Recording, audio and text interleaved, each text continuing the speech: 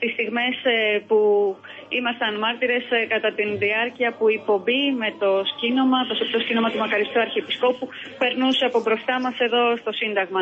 Χιλιάδες πιστοί, κάθε ηλικίας, νέα παιδιά, μικρά παιδιά, ηλικιωμένοι άνθρωποι άρχισαν να μαζεύονται σιγά σιγά από τις 9:30 με 10 η ώρα το πρωί, υπομονετικά να περιμένουν για να πούν το ίστατο χαίρε στο Μακαριστό Αρχιεπίσκοπο. Τον Αρχιεπίσκοπο που, όπως μας έλεγαν χαρακτηριστικά στις δηλώσεις τους, μίλησε στην καρδιά τους και τους έφερε κοντά στην εκκλησία. Η πομπή πέρασε μπροστά από το Σύνταγμα περίπου στις 12 η ώρα, κοντοστήκε στην Βουλή.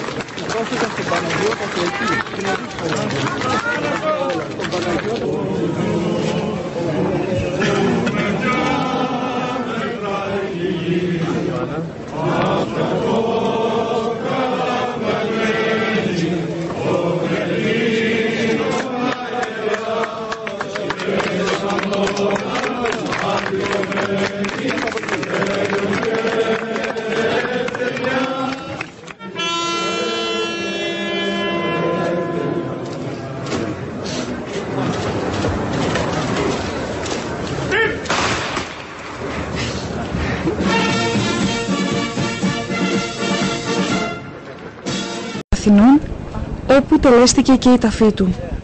Της εξοδίου ακολουθίας που εξήρχε ο Παναγιώτατος Οικουμενικός Πατριάρχης κ. Βαρθολομαίος, παρέστησαν οι προκαθήμενοι των Ορθοδόξων Πατριαρχείων και Αυτοκεφάλων Εκκλησιών, ο πρόεδρος της Δημοκρατίας, όλος ο πολιτικός κόσμος της Ελλάδος, καθώς και πλήθος κόσμου. Ευχόμαστε ολόψυχα ο Κύριος να αναπαύσει την ψυχή του εν χώρα ζώντων, ένθεοι δίκαιοι αναπαύονται.